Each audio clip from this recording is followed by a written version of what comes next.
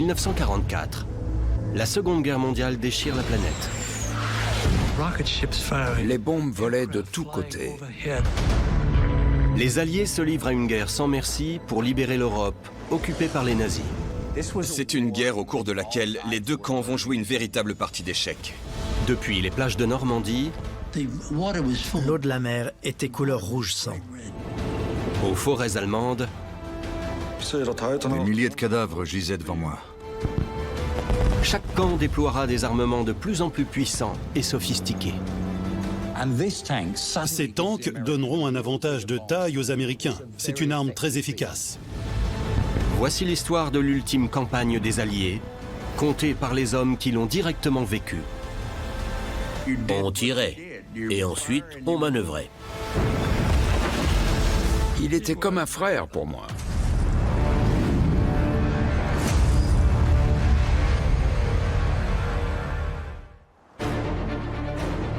En septembre 1944, alors que les troupes américaines atteignent la frontière allemande, elles tombent sur un impressionnant dispositif défensif s'étirant des Pays-Bas au nord jusqu'en Suisse au sud. Les Alliés l'ont baptisé la ligne Siegfried.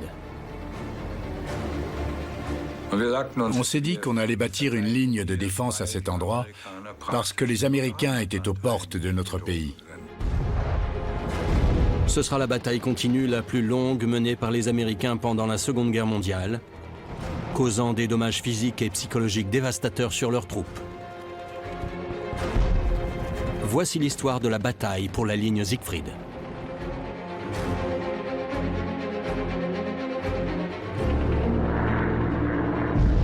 À l'automne 1944, l'Allemagne d'Hitler est directement attaquée sur deux fronts.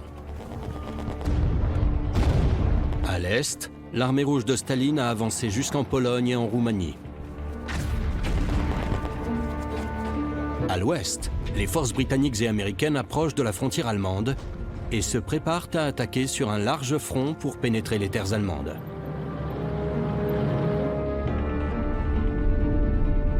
Sur la route des Alliés se trouve la ligne Siegfried, le Westwall pour les Allemands, une ceinture fortifiée qui s'étend sur près de 650 km depuis les Pays-Bas jusqu'à la frontière suisse.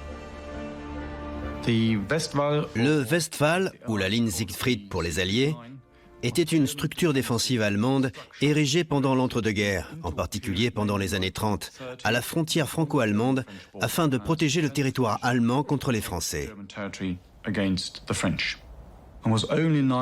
Ce n'est qu'en 1944 que les Allemands réalisent ou se souviennent qu'ils possèdent cette structure défensive. Le problème, c'est que ces défenses étaient inadaptées et n'avaient pas été entretenues. Le Westwall offrait donc un léger rempart aux Allemands, mais n'était pas la ligne défensive et menaçante que les Alliés imaginaient.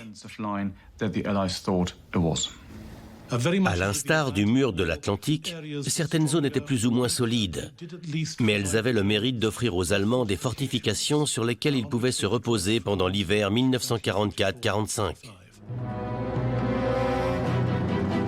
À l'approche des Alliés, les Allemands s'empressent de renforcer les défenses de la ligne Siegfried.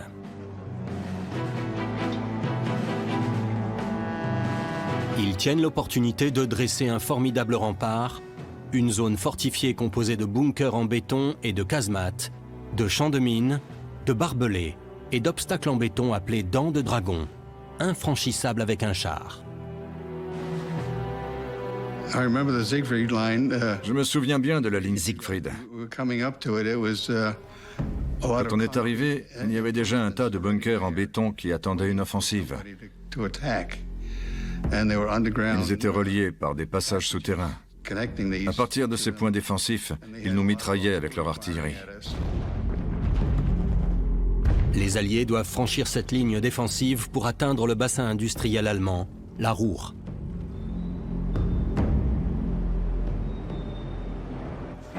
Mais à la surprise générale, le 11 septembre 1944, lorsqu'une patrouille américaine atteint une section de la ligne Siegfried, près de la frontière entre l'Allemagne et le Luxembourg, elle est inoccupée. Quelques heures plus tard, elle devient la première patrouille américaine à pénétrer en Allemagne, sans tirer le moindre coup de feu. Le commandant du 7e corps y voit une opportunité. Il élabore un plan pour pénétrer la ligne Siegfried avant que les Allemands ne puissent la renforcer. Ce commandant s'appelle Joseph Collins, alias la Foudre. Joseph Lawton Collins est un des rares généraux à avoir participé aux combats en Europe et dans le Pacifique. Il a commandé une division d'infanterie pendant la bataille de Guadalcanal, dans les îles Salomon, en 1943. Surnommé la Foudre tropicale, sa division lui vaut le nom de Joe et la Foudre. À la veille du débarquement en Normandie, le général Eisenhower a confié à Collins, alors âgé de 47 ans, le commandement du 7e corps d'armée, faisant de lui le plus jeune commandant de l'armée des États-Unis. Il était à la fois très offensif et très intelligent, largement influencé par George Patton. Il faisait partie d'une nouvelle génération de généraux américains, beaucoup moins méthodiques et précautionneux, apparus à cette période de la guerre. Le 7e corps d'armée de Collins fait partie des 3 corps formant la première armée des États-Unis de Courtney Hodge. Le 7e corps possède 2 divisions d'infanterie chevronnées, la première et la 9e, qui ont combattu en Afrique du Nord, en Sicile et en Normandie. La 3e division blindée, quant à elle, est sur le front depuis le mois de juin, avec à sa tête le belliqueux général Maurice Rose. Collins se tourne vers la 3e division blindée du général Rose pour mener l'attaque à travers la ligne Siegfried. La division sera scindée en 2 Combat Command, A et B. Le système des Combat Command américains est apparu entre les années 30 et les années 40, en partie pour répondre aux nouveaux besoins de l'industrialisation de la guerre. Les Américains se sont rendus compte que des divisions entières n'étaient pas systématiquement nécessaires pour mener leurs actions et qu'elles n'étaient pas toujours totalement opérationnelles. Ils ont donc eu l'idée des Combat Command, en piochant dans les divisions blindées, l'infanterie, l'artillerie et le génie, pour former une large force de combat et ainsi répondre au mieux à toutes sortes de situations. La première percée américaine de la ligne Siegfried a eu lieu juste au sud d'Aix-la-Chapelle. Les Combat Commands de la 3e division blindée s'apprêtent désormais à attaquer par le nord-est, près de la ville allemande de Rüttgen. Après avoir pénétré la ligne, les chars progressent vers Stolberg pendant que la 1re division d'infanterie vire à gauche pour s'emparer des hauteurs à l'est d'Aix-la-Chapelle et que la 9e d'infanterie pénètre la forêt de Hürtgen pour sécuriser le flanc droit du 7e corps d'armée. Le 12 septembre, les Combat Command A et B commencent à avancer sur la ligne Siegfried. Avec des chars de combat à l'appui, l'infanterie progresse à travers les bunkers et les casemates, tandis que le génie civil élimine les obstacles, permettant aux Américains de se frayer un passage à travers la zone fortifiée.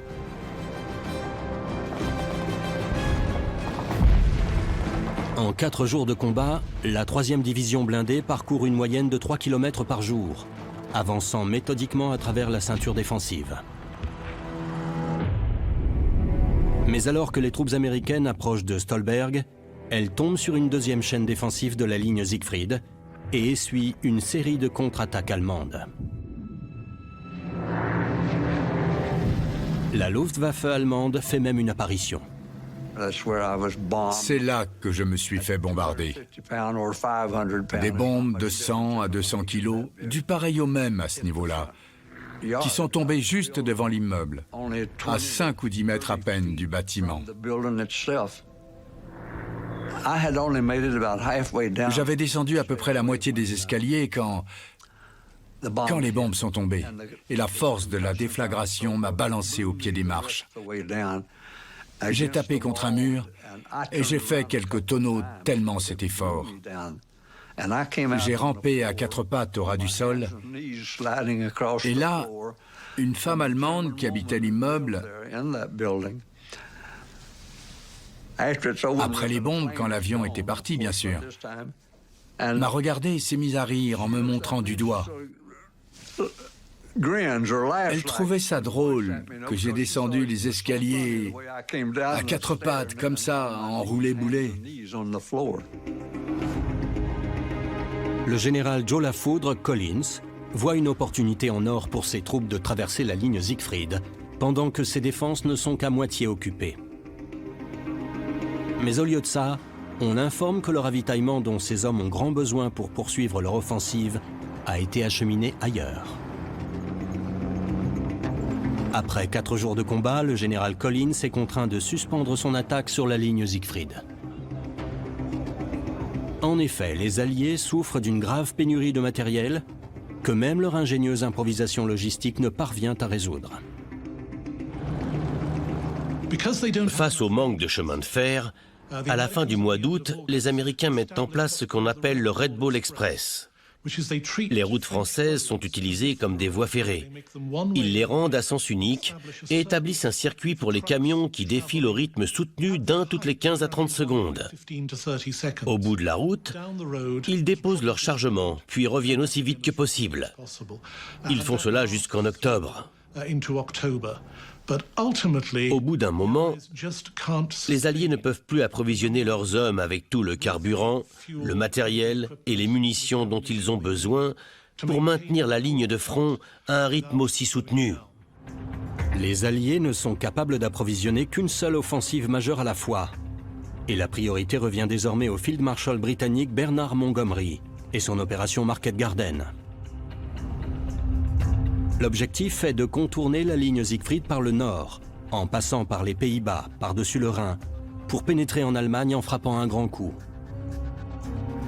Le plan repose sur l'attaque par les airs de différents points clés le long de la rivière, mais Montgomery a bon espoir qu'en cas de succès, la guerre sera gagnée d'ici la fin de l'année. En contrepartie, le 7e corps d'armée de Joe Lafoudre et d'autres unités dans la région sont privés du carburant et des munitions dont ils ont besoin pour mener leur attaque. Les Alliés offrent alors aux forces allemandes exténuées un répit inespéré qu'un de leurs nouveaux commandants ne tarde pas à utiliser pour réorganiser les défenses allemandes. Ce nouveau commandant est le Generalfeldmarschall Walter Model, celui qu'on surnomme le pompier du Führer. Considéré comme le meilleur général défensif allemand, il est aussi connu pour sa loyauté envers Adolf Hitler et son pragmatisme froid envers ses troupes.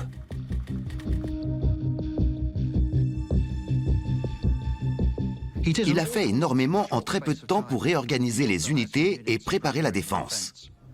Son expérience lui a beaucoup servi, parce qu'il avait mené de nombreuses batailles défensives sur le front de l'Est.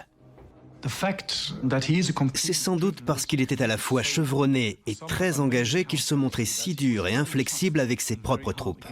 Il voulait des résultats, et il était aussi très dur avec lui-même, ce qui lui valait l'admiration et le respect de tous. Le groupe d'armée B de Model a pour mission de défendre la frontière allemande avec la Belgique et le Luxembourg. La zone autour d'Aix-la-Chapelle est tenue par le 81e corps de la 7e armée du général Brandenberger. Plusieurs de ces unités ont été complètement détruites pendant les combats en France et demeurent en sous-effectif. Avec 2 tanks par division, le corps compte à peine une vingtaine de chars. Mais en septembre, les renforts arrivent enfin avec de nouveaux chars et de nouvelles divisions de Volksgrenadier. À l'automne 1944, les Allemands créent un nouveau type de force, les divisions de Volksgrenadier. Le problème, c'est que les Allemands rencontrent une importante pénurie d'effectifs en 1944. Les divisions de Volksgrenadier comptent donc moins de bataillons d'infanterie et moins d'hommes. Pour compenser, ils essaient d'augmenter leur équipement avec des armes d'infanterie en particulier. Parallèlement à cela, ils prennent des officiers et des sous-officiers expérimentés autour desquels ils forment un corps d'effectifs, composé par exemple d'hommes du Reich qui n'ont pas encore été enrôlés, ou de soldats de l'armée de l'air et de la marine qui ne sont plus utilisés. Ça, c'est pour la théorie. La réalité est tout autre. Sur le papier, ces formations ont l'air redoutables. Mais dans les faits, elles ne sont pas aussi impressionnantes, fortes et efficaces que les unités standards qu'on trouve habituellement dans l'armée. On nous a jetés ensemble. On avait tous des uniformes différents. Certains portaient des tenues de l'armée de l'air et d'autres de la marine.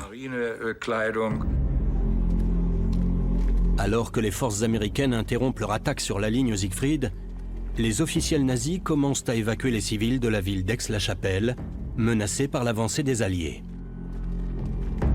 En Allemagne, Aix-la-Chapelle n'a qu'un faible intérêt militaire, mais une grande importance symbolique. Les racines historiques allemandes d'Aix-la-Chapelle remontent à des centaines, voire des milliers d'années.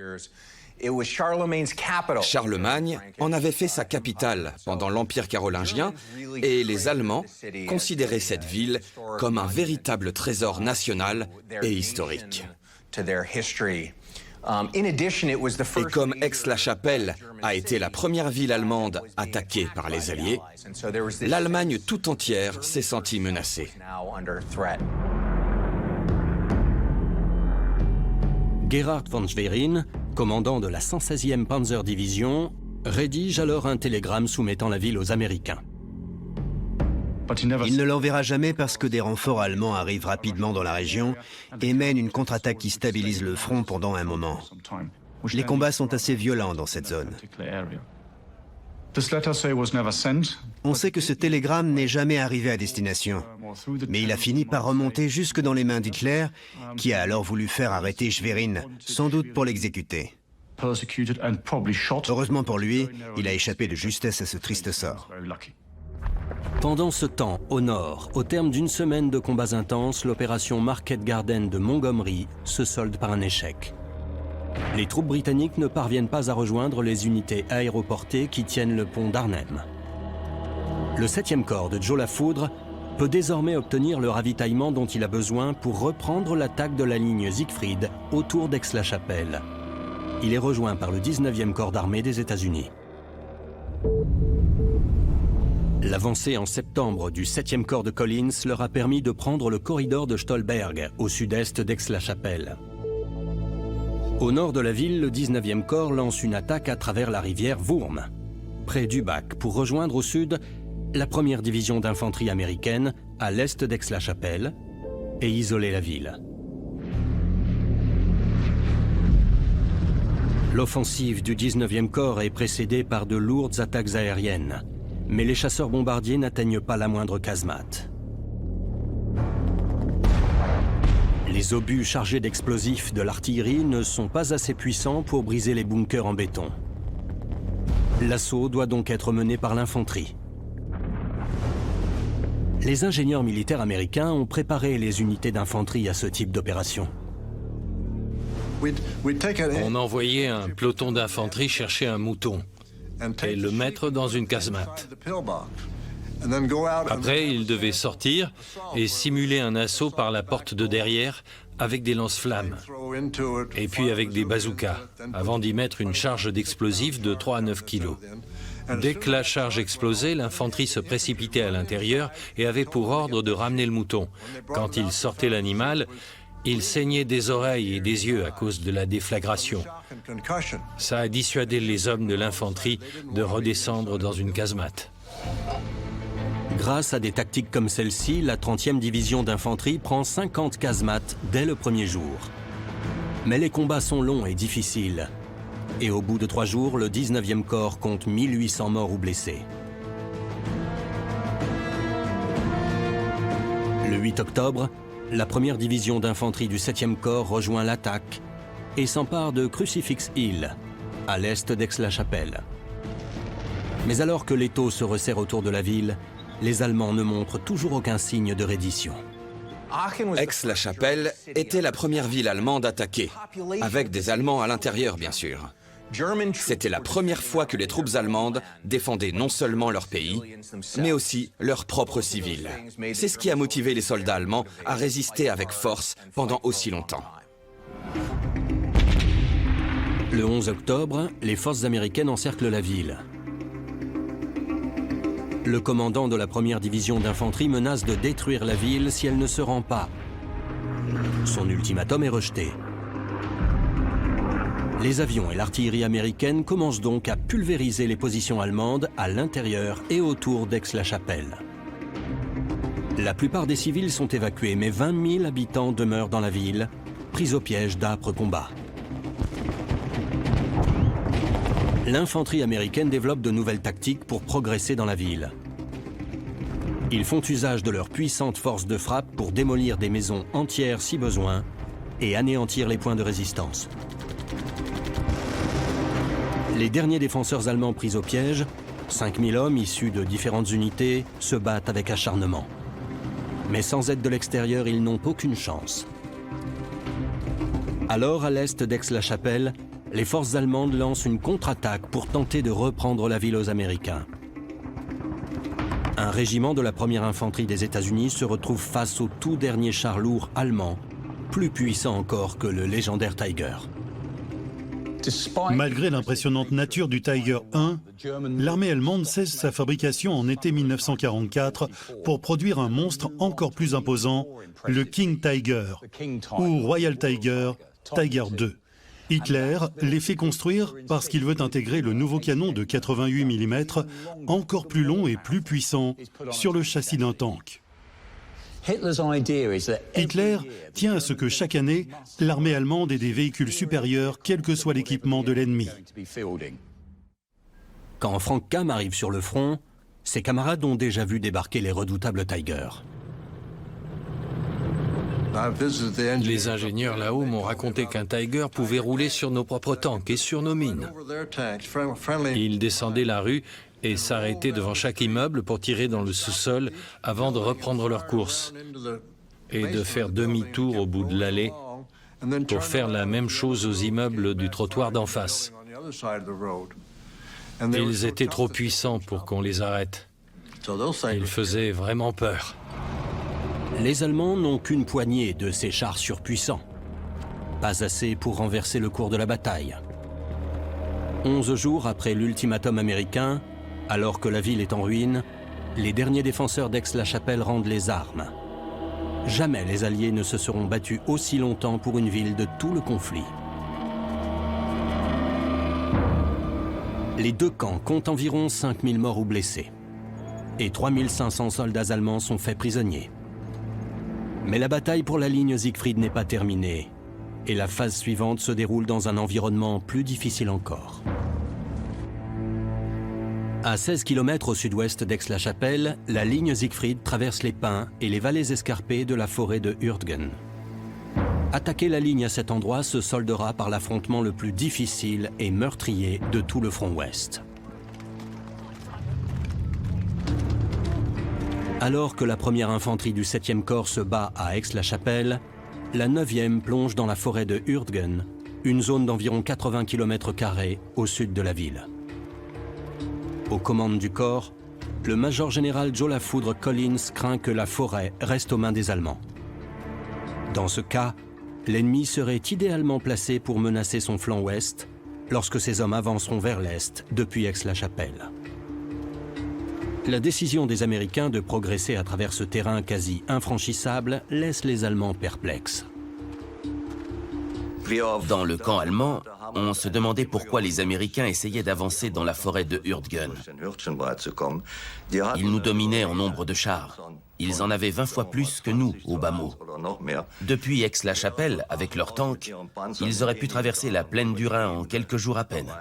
Mais non, ils étaient déterminés à traverser cette forêt infranchissable. Dans l'épaisse forêt de pins se cachent des casemates en béton, des champs de mines, des tranchées et des bunkers en bois. Les rares chemins assez larges pour le passage d'un char sont jonchés de mines. Sur 5 km, une unité américaine relève une mine anti-tank allemande tous les 8 pas.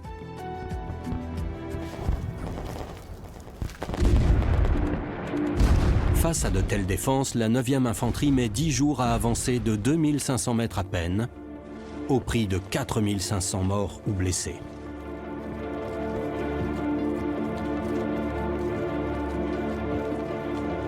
S'ensuivent des semaines de combats acharnés, alors que de plus en plus d'unités sont envoyées sur la zone pour tenter de percer la forêt.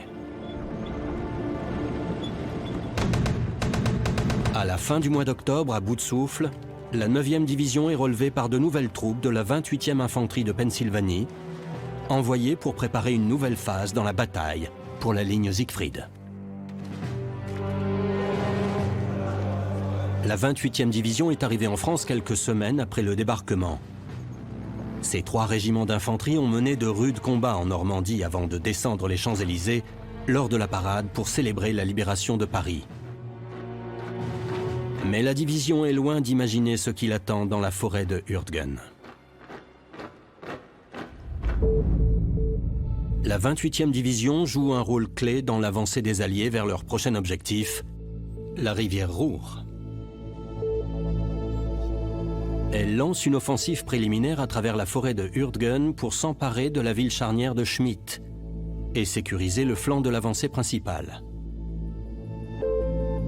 S'ensuit l'attaque principale baptisée Opération Queen, pendant laquelle le 7e corps et le 19e corps avancent vers l'est en direction de leur objectif, la ville de Düren sur la Ruhr.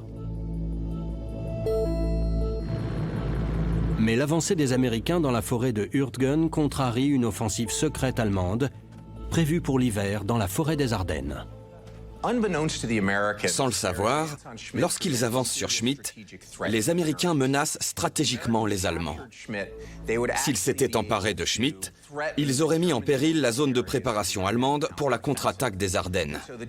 Les Allemands se sont rendus compte qu'ils devaient défendre à la fois la forêt de Hurtgen et la ville de Schmidt des attaques américaines sous peine de compromettre leur contre-offensive, voire de la rendre impossible.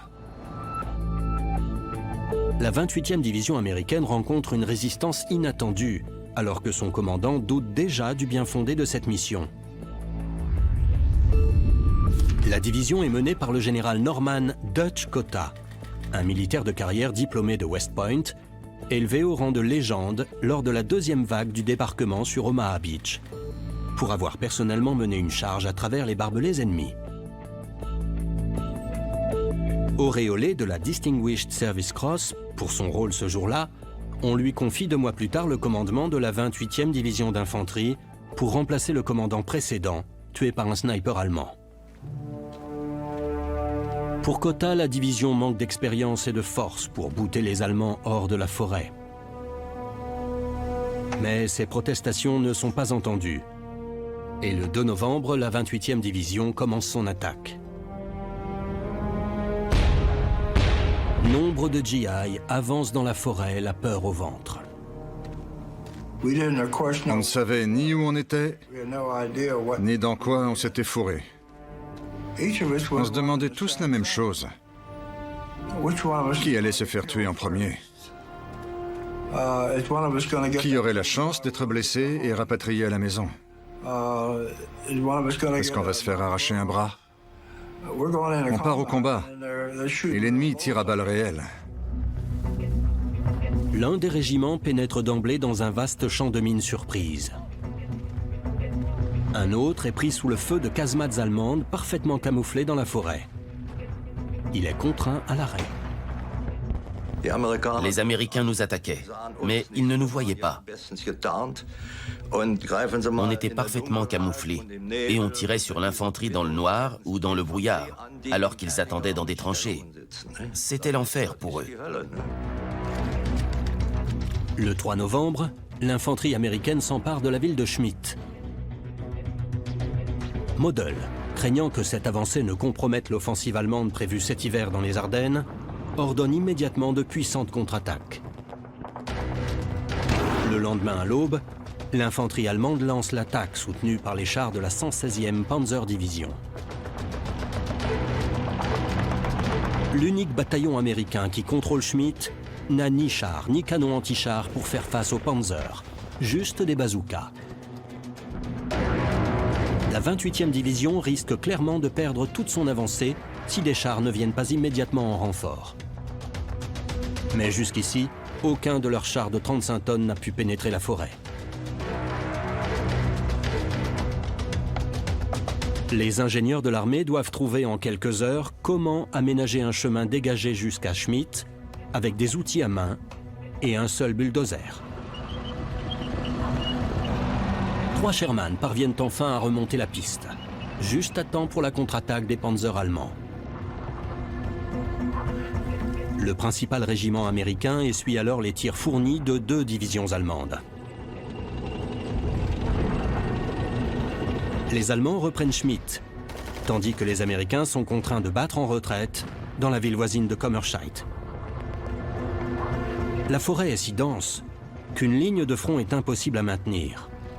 Les attaques de toutes parts menées par de petits escadrons d'infanterie menacent en permanence. Le général Cotta, malgré son courage légendaire, peine à unifier ses troupes. Certaines des contre-attaques qu'il ordonne sont vouées à l'échec et ses lieutenants refusent de lui obéir. Nos officiers supérieurs nous laissaient tomber. Ils étaient dépassés.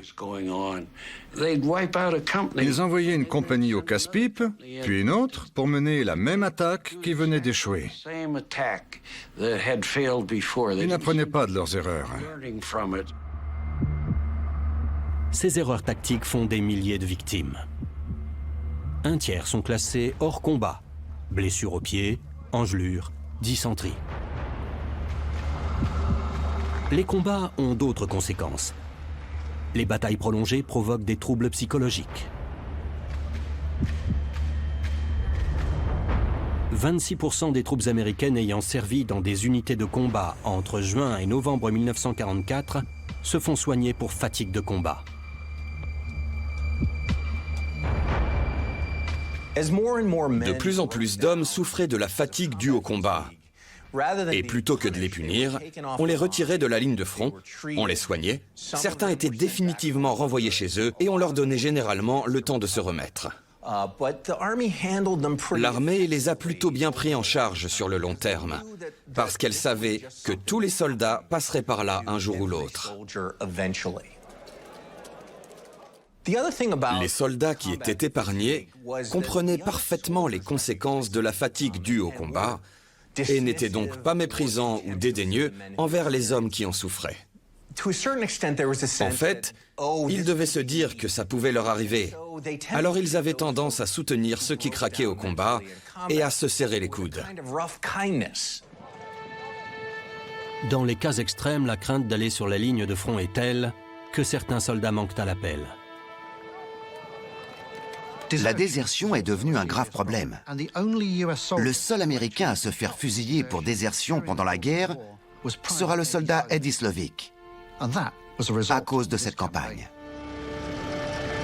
La décision d'exécuter Eddie Slovic est approuvée par Eisenhower, le commandant suprême des forces alliées, très inquiet de la baisse de morale de ses troupes au cours de cet hiver. Slovic faisait partie de la 28e division au destin tragique, qui continue de se battre à travers la forêt de Hurtgen. Le général Joe Lafoudre Collins veut envoyer le 7e corps renforcer la division lors d'une attaque majeure, l'opération Queen, prévue le 5 novembre. Mais le mauvais temps repousse chaque jour les bombardements aériens censés les précéder. La 28e division se retrouve seule dans la forêt, sous la contre-attaque des Allemands. C'est alors qu'au milieu des combats pour une ligne de ravitaillement, baptisée la Cal Trail, se produit un rare moment de courage et de grâce. On est allé voir les Américains avec un drapeau blanc de l'autre côté. Ils se trouvaient sur la berge opposée de la rivière Cal.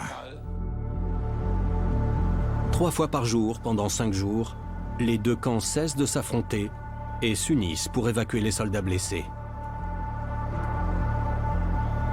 Le docteur Günther Stuttgen était médecin au sein de la 89e division d'infanterie allemande. Dans mon bunker, j'avais souvent des ambulanciers américains qui m'aidaient à m'occuper des soldats de leur camp qu'on m'apportait. Je le leur disais toujours clairement. Ils n'étaient pas prisonniers. Ils étaient libres de partir. Ils trouvent même un moyen de partager l'eau de la rivière sans avoir peur de se faire attaquer. Je suis allé voir les officiers ennemis pour leur proposer que les Allemands se lavent entre 8h et 9h, et eux, entre 9 et 10. On a fini par trouver un accord, et on s'y est tenu. En y repensant aujourd'hui, je crois que c'était comme un jeu au milieu de la guerre. Mais la trêve est de courte durée. Le 16 novembre, alors que le mauvais temps s'installe, le général Hodge ordonne le lancement de l'opération Queen, avec ou sans bombardiers. Miraculeusement, après 13 jours de pluie ininterrompue, le temps se lève au dernier moment. Plus de 1500 bombardiers lourds larguent leurs explosifs sur les défenses de la ligne Siegfried, le long de la vallée de la rivière Ruhr.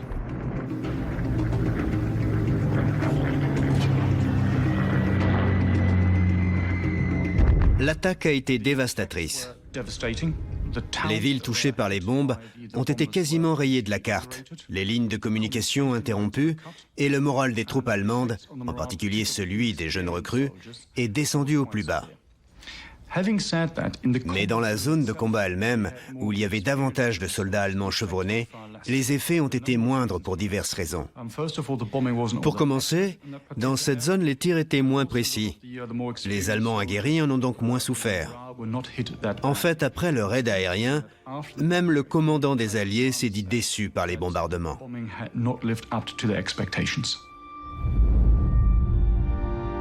Suite au raid aérien, le 7e corps de Collins lance son attaque au nord et à travers la forêt de Hürtgen. Sur leur route, ils doivent franchir des villages farouchement défendus pour sécuriser leur nouvel objectif prioritaire, les barrages de la rivière Ruhr, dont ils viennent de saisir l'importance. Pendant les combats, les Allemands ont envisagé de faire sauter les barrages sur la Ruhr. Cela aurait non seulement permis de créer un mur d'eau qui aurait débordé sur les Alliés et probablement éliminé une partie de leurs troupes.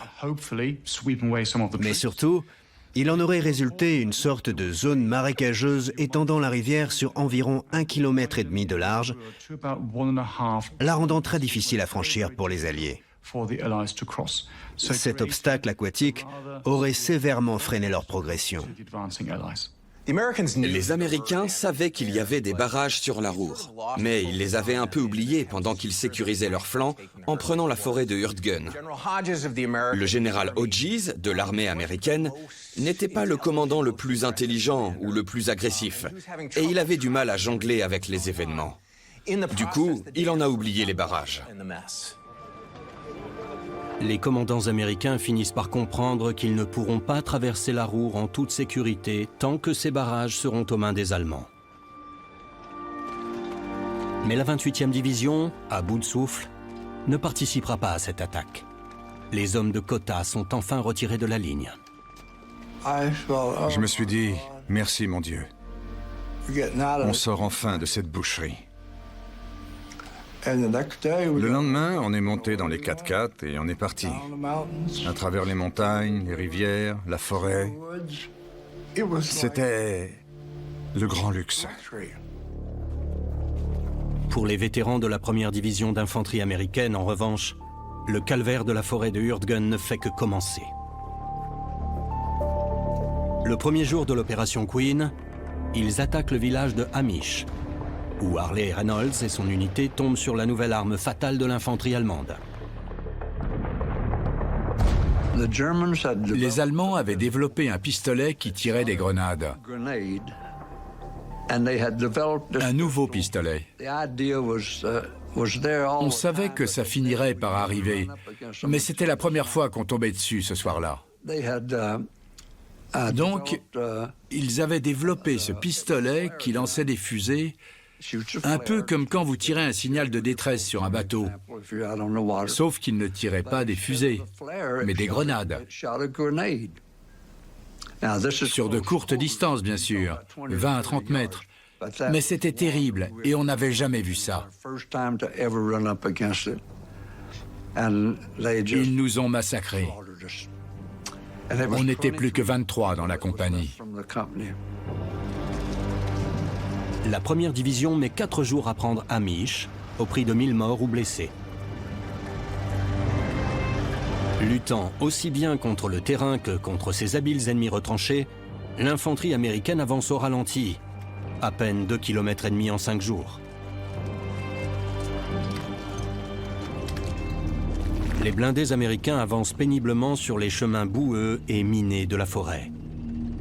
De plus, ils sont traqués par l'infanterie allemande, équipée de fusils anti-chars.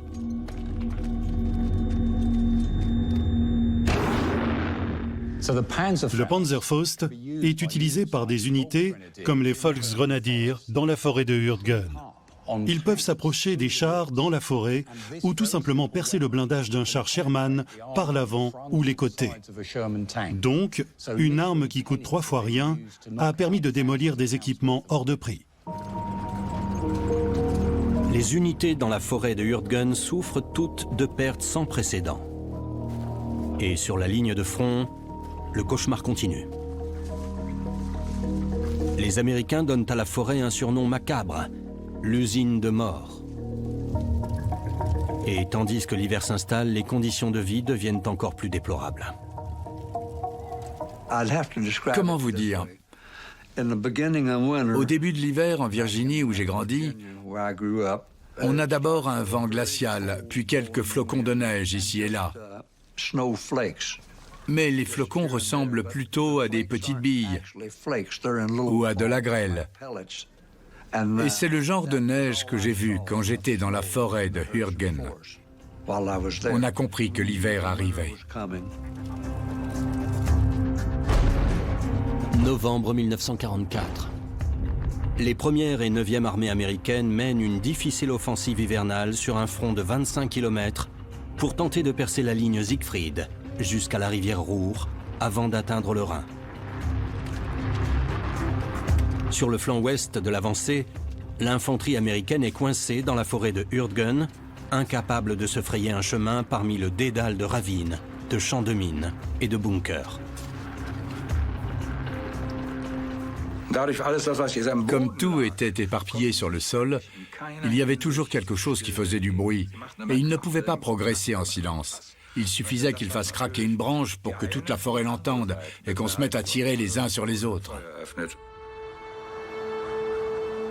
Un des régiments américains perd 200 hommes en une seule journée, et ses 3 chefs de bataillon. Les pertes sont telles que certaines compagnies changent de commandant 3 ou 4 fois en l'espace d'un mois. La plupart tombent bien en dessous des 190 hommes habituels. La relève est plus urgente que jamais. Mais lorsque les nouvelles recrues sont envoyées dans les unités sur le front pour remplacer les pertes, elles ont souvent du mal à s'intégrer avec les vétérans. La gestion des effectifs a été l'une des grandes failles dans l'organisation américaine pendant la Seconde Guerre mondiale. Plutôt que de retirer des unités de la ligne de front lorsqu'elles enregistraient de lourdes pertes et de les reconstruire, l'armée envoyait juste des soldats en remplacement. Ce système de remplacement individuel n'est pas franchement un succès. En fait, ils envoyaient des bleus dans des unités de vétérans qui ne les connaissaient ni d'Ève ni d'Adam et qui n'avaient pas le temps de les former sur place. Autant dire donc que l'accueil était tout sauf chaleureux. Les vétérans n'ont rien contre les nouvelles recrues, mais ils doivent les protéger. Lorsque les remplaçants arrivaient, ils étaient très vulnérables les 2 premières semaines dans leur nouvelle unité. Ils n'y connaissaient rien. Ils ne connaissaient pas le son d'une mitrailleuse allemande comparée à une arme américaine. Ils ne savaient pas marcher dans la forêt en silence. Donc, non seulement leur vie était en danger, mais aussi celle de leurs camarades. Par conséquent, et c'est terrible, beaucoup de vétérans ne voulaient même pas connaître le nom des remplaçants avant qu'ils aient passé assez de temps dans leur unité pour qu'on puisse décréter qu'ils avaient une chance de survivre. Pourquoi faire connaissance avec un petit nouveau qui risquait de se faire tuer le lendemain?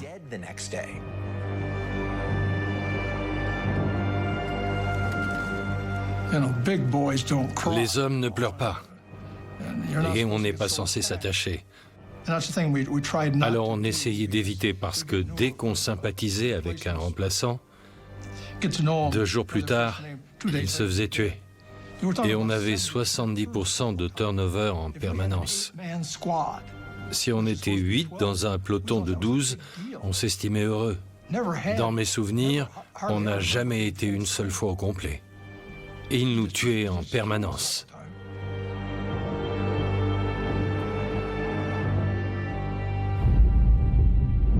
La dernière semaine de novembre, le 5e corps lance une nouvelle attaque sur Grossau, à l'est de la forêt, et la ville de Hürtgen.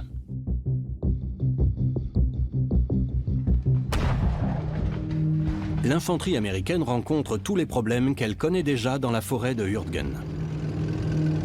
À Grossau, seuls 2 chars Sherman parviennent à venir renforcer l'attaque. Ils sont immédiatement détruits par les canons d'assaut allemands. À Hürtgen, les tanks américains tombent sur des cratères et des mines anti-chars. Les premiers blindés se retrouvent coincés, ainsi que tous ceux derrière eux. Mais grâce à une météo clémente, les chasseurs alliés parviennent à bombarder les positions allemandes et l'infanterie américaine prend enfin les 2 villages. Les Américains avancent lentement et subissent de lourdes pertes. Mais les barrages de la Ruhr ne sont toujours pas en vue. Les commandants alliés décident donc de faire appel aux forces aériennes pour les détruire. Début décembre, des bombardiers de la Royal Air Force attaquent les barrages à 3 reprises. Mais ils sont loin de réitérer le succès de l'opération Chastise. Les barrages sont constitués de terre compactée et presque impossibles à viser à travers la couverture nuageuse hivernale. Des troupes au sol devront finalement s'en charger. L'unité de Frank Kam arrive sur le front le 13 décembre et constate rapidement le désordre qui règne dans la forêt glaciale. Plusieurs pelotons d'infanterie nous ont attaqués la nuit de notre arrivée, le 13 décembre. Certains de nos soldats sont restés coincés derrière les lignes allemandes. Dans la pénombre, ils ont essayé d'en sortir. Et c'est en traversant une tranchée allemande qu'ils sont tombés nez à nez avec des soldats allemands. Les Allemands leur ont dit quelque chose et nos gars ont marmonné une réponse, en continuant leur route. C'est comme ça qu'ils ont pu traverser les lignes ennemies. Parfois, il suffisait de leur répondre pour s'en sortir, ni vu ni connu. Les soldats aussi sont sous pression et font face à la puissante force de frappe des Alliés. Une nuit, j'étais seul. Les communications étaient coupées. Et on n'entendait plus que le bruit des tirs. Disons pour résumer que c'est pendant cette nuit que j'ai appris à prier.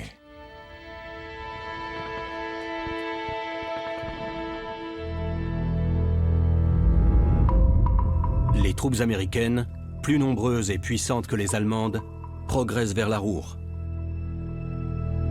La colline 400, un point crucial, est remportée par un bataillon de Rangers d'élite lors d'une charge frontale. Après des mois de combats acharnés, les 1e et 9e armées américaines atteignent enfin la rivière Ruhr. Les défenses de la ligne Siegfried, les horreurs de la forêt de Hürtgen et la pugnacité des Allemands leur ont déjà fait payer un très lourd tribut. Et leur objectif n'est toujours pas atteint. Mais alors que les commandants américains préparent un nouvel assaut contre les barrages de la Ruhr, le 16 décembre, à 40 km au sud, Hitler lance une offensive surprise dans la forêt des Ardennes. Débute alors la bataille des Ardennes, la dernière grande offensive allemande à l'ouest. Les troupes situées dans la forêt de Hurtgen se retrouvent bloquées sur leur position jusqu'à la fin de l'hiver. C'est ce qui a déclenché la bataille des Ardennes, de décembre 1944 à janvier 1945. On nous a retiré tous nos renforts en artillerie et nos renforts aériens, le temps qu'on patiente au bord de la rivière Ruhr. Il faisait froid et humide. Et lutter contre les éléments, c'était déjà un combat pour nous. La campagne alliée, semée d'erreurs, se solde par un résultat plus que mitigé. La bataille de la forêt de Hurtgen est peut-être l'échec le plus retentissant des Alliés sur le front ouest. Elle aurait dû permettre de percer la ligne Siegfried, mais n'y est pas parvenue. Les Alliés ont même subi d'importantes pertes, rien qu'en essayant de la traverser. Donc, non seulement l'objectif n'a pas été atteint, mais en plus de ça, il leur a coûté plus de 30 000 morts ou blessés. On peut considérer la défense de la forêt de Hurtgen comme une victoire allemande. Il y a eu plus de victimes chez les Alliés que dans leurs rangs. Les Allemands ont enregistré environ 28 000 morts ou blessés, contre 33 000 pour les Américains, plus 9 000 hors de combat.